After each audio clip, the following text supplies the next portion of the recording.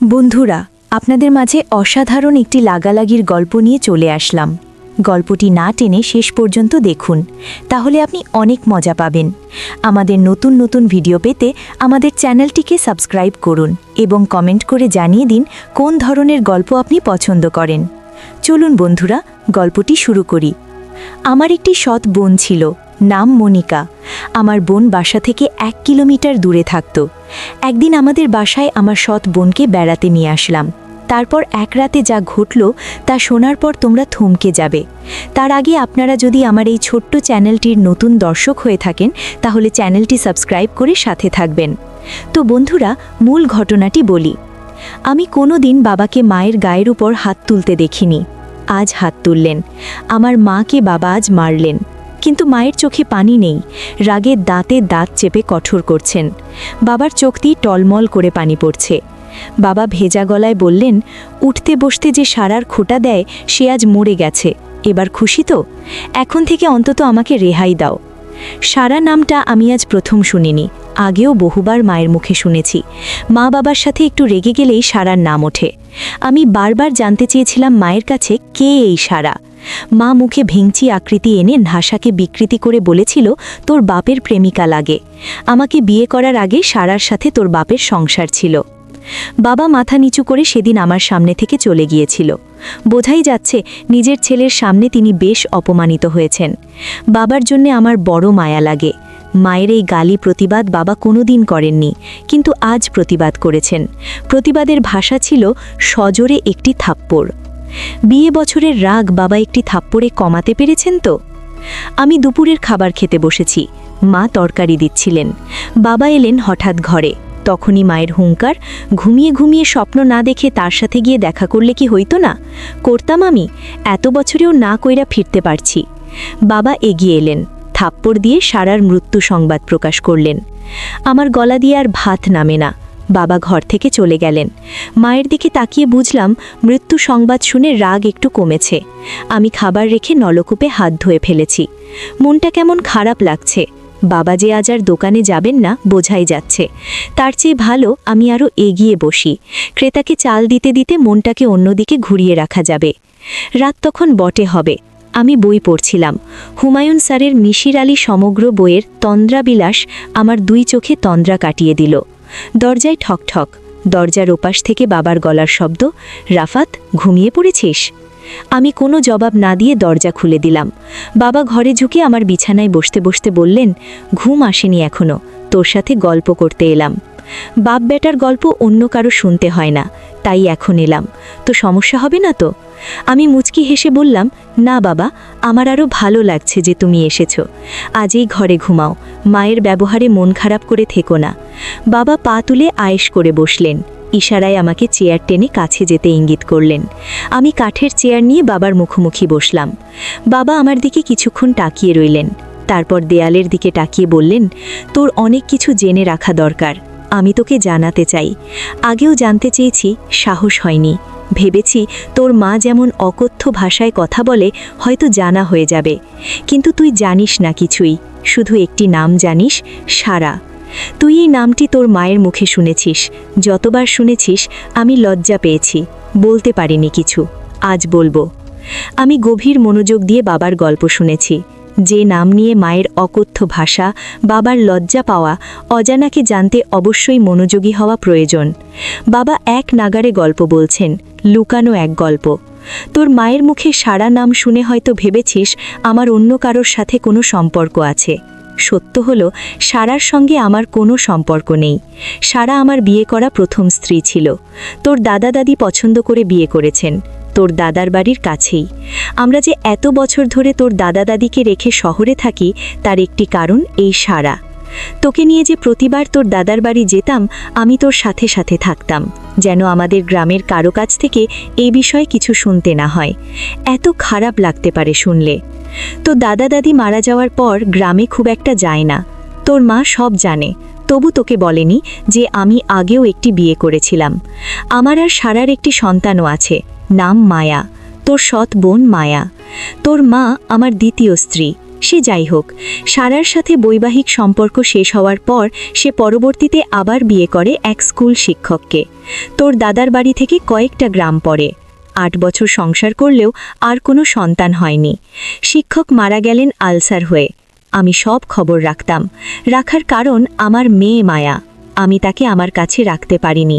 শিক্ষক মারা যাবার পর সেই সংসারের টানাটানি অবস্থা। আল্লাহ আমাকে যথেষ্ট দিয়েছেন, কয়েকটা সংসার চালানোর তৌফিক দিয়েছেন। আমি প্রতি মাসেই যাই সেই এলাকায়। কাউকে দিয়ে খবর পাঠালে মায়া আসে, বাবা বলে এসে জড়িয়ে ধরে। কত বায়না তার। আমি আসার পথে পুরো মাসের খরচ দিয়ে আসি মায়ার হাতে। তোর মা এসব জানে, আমি গোপন করি না তোর মায়ের কাছে। আমি মায়ার জন্মদাতা, সে আমার কাছে মেয়ে হিসাবে পাও না। আমি তাদের বলি, আমি মায়ার মায়ের সাথে দেখা করি না, দেখা করাটা বেমানান, লোকে মন্দ বলবে। তাই লোক মারফত মায়াকে ডেকে আনে। আর এখন তো সরকারি কলেজে অনার্স শেষ করবে এই বছর। এখন তো কলেজে গেলেই মেয়ের সাথে দেখা করতে পারি। কিন্তু ওই যে, আমি তোর মায়ের কাছে কোনো কিছু লুকাই না। তোর মা মনে করে আমি হয়তো ওর মায়ের সাথে দেখা করি, এজন্যই রাগের মাথায় 2-4টা কথা শোনায়। এতে আমার খারাপ লাগে না, শুনতে শুনতে অভ্যাস হয়ে গেছে। বাবা, 1 মিনিট।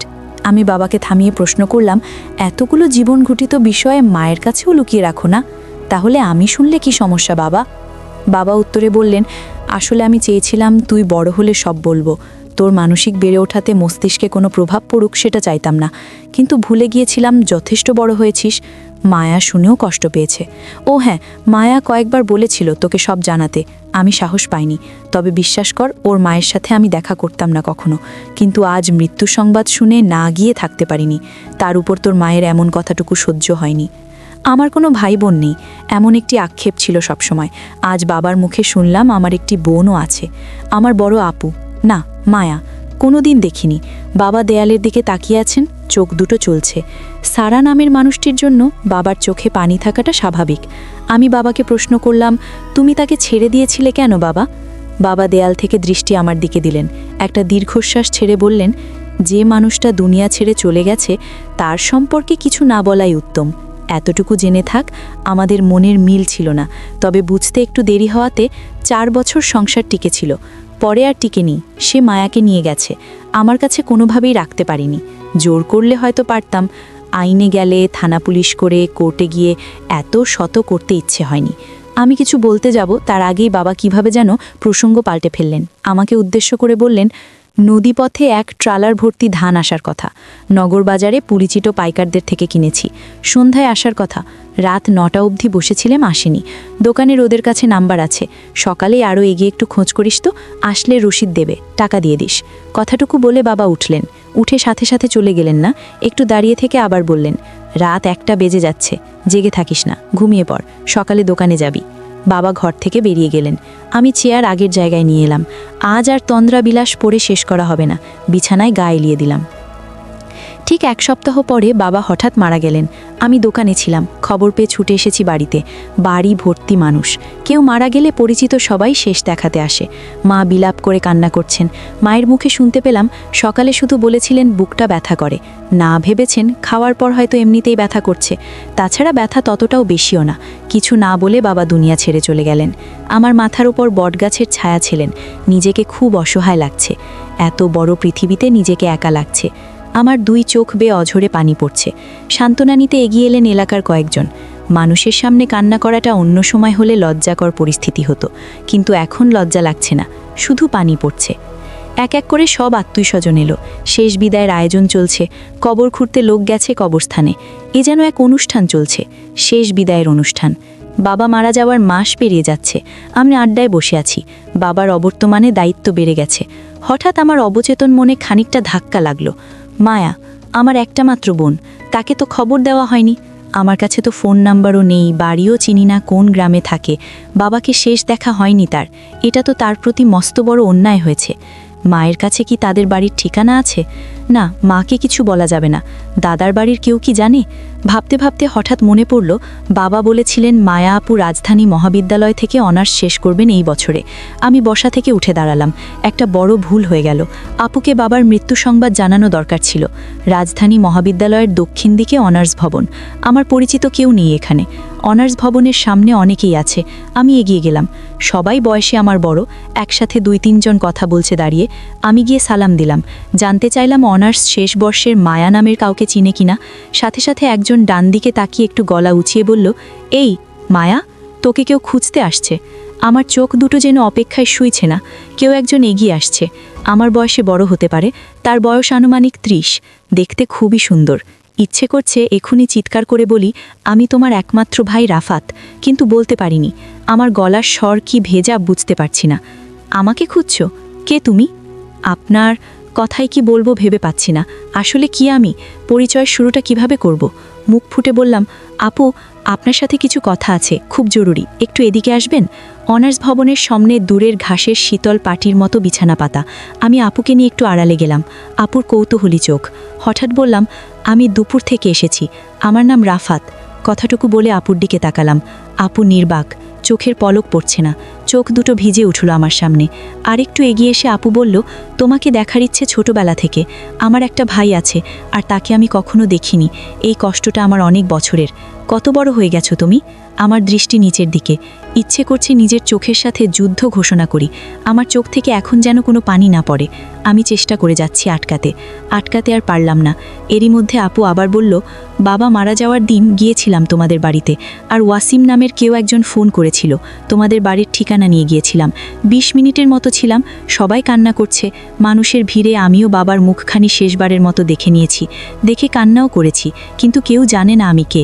তোমাকে খুঁজেছি, জিজ্ঞেস করিনি কারো কাছে। বাবার কাছে শুনেছিলাম তোমার নাম। কেউ একজন বলছে রাফাত কাপড় কিনতে গেছে।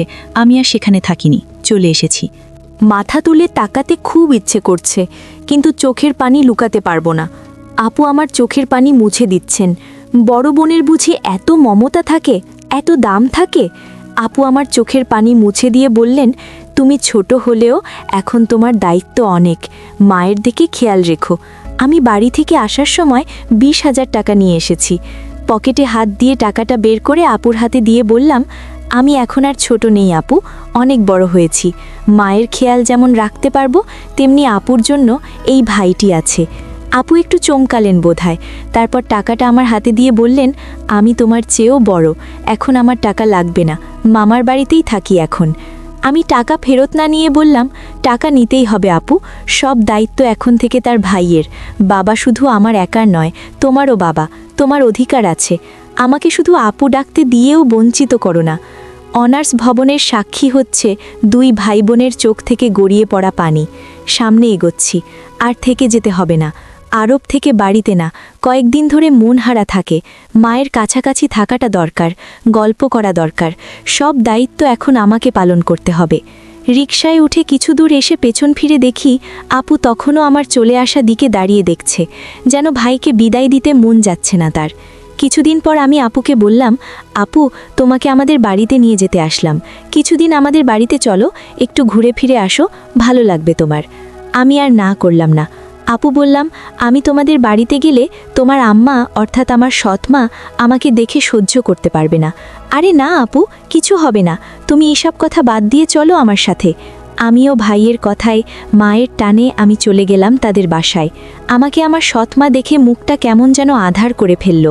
আমি এটা কিছু মনে করলাম না, এটা আমি স্বাভাবিকভাবেই নিলাম ব্যাপারটা। বাবা মারা যাওয়ায় মায়ের কষ্টটা অনেক বেড়ে গেল। আপু, আমি তোমাকে এখন থেকে কষ্ট করতে দেব না। যা প্রয়োজন তুমি আমার কাছে চাইবে, আমি দেব। কারণ আমার একটা মমতাময়ী বোন আছে, আমি তা জানতাম না। আমার বাবার মৃত্যুর কিছুদিন আগে আমার সাথে বলেছে তোমার কথা, তাই আমি জানতে পারলাম যে আমার একটা বোন আছে। আজ আমি অনেক খুশি এমন একটা বোন পেয়ে। আমার মা আমার সাথে বলতো, তোর কোনো ভাই বোন নেই, কিন্তু বাবা আমাকে মৃত্যুর আগে বলে গেল। বাবা এতটা দায়িত্বশীল ছিল যে আমাকে কোনোদিন কষ্ট কী জিনিস বুঝতে দেয়নি। যেন আপু, আমার মা আমার বাবাকে প্রতিদিন কত কথা বলতো। এর একটাই কারণ, বাবা তোমার সাথে দেখা করত, তাই এটা বাবা আমাকে বলে গেছে। বাবা কোনো দিন মায়ের কথায় রাগ করেনি। এসব গল্প করছিলাম, হঠাৎ মায়ের ডাক পড়ল, কিরে তোরা খাইতে আয়। আমার টেবিলে গিয়ে বসে দুপুরের খাবার শেষ করলাম। তারপর আমার রুমে আমার শ্রদ্ধেয় বড় বোনকে নিয়ে সুখ দুঃখের গল্প করছিলাম অনেকক্ষণ ধরে। আমার মা চাইতো না আমি আমার বোনের সাথে গল্প করি, বোনকে লেখাপড়া করার জন্য সাহায্য করি। আমার মা আমাদের দুজনকে গল্প করতে দেখে পাড়ার মানুষকে নিয়ে আসলেন আর বললেন, দেখো তোমরা সবাই, আমার ছেলেকেও মায়া জাদু করে ফেলেছে। আমার ছেলে আমার কোনো কথাই শোনে না। আগে শুনো তো। আমি মাকে বললাম, না তুমি কি বলছো? আমার বোনকে তুমি এত মিথ্যা অপবাদ দিচ্ছ? মা, তুমি এতটা নীচ হতে পারলে কিভাবে? আমি আমার শ্রদ্ধেয় বড় বোনকে নিয়ে আসলাম আমাদের বাড়িতে কিছুদিন বেড়াতে, আর তুমি কিনা আমাদের মিথ্যা অপবাদ দিচ্ছ? তোমাকে মা বলতে আমার ঘৃণা করছে। মা, আমরা ভাই বোন, আমরা রুমে বসে বাবা আর তোমার জীবন কাহিনী নিয়ে আলোচনা করছিলাম, আর তুমি কিনা গ্রামের মানুষকে বলছো আমার বোনের সাথে? না মা, আমার ভাবতেই পারছি না। গ্রামের মানুষও কুসংস্কারে বিশ্বাস করত, আর তাই তারা ভেবে নিল আমার বোনের সাথে কিছু একটা হয়েছে। তারপর আমি গ্রামের মানুষের সামনে কেঁদে কেঁদে বললাম, আপনারা প্লিজ আমার মায়ের কথা বিশ্বাস করবেন না।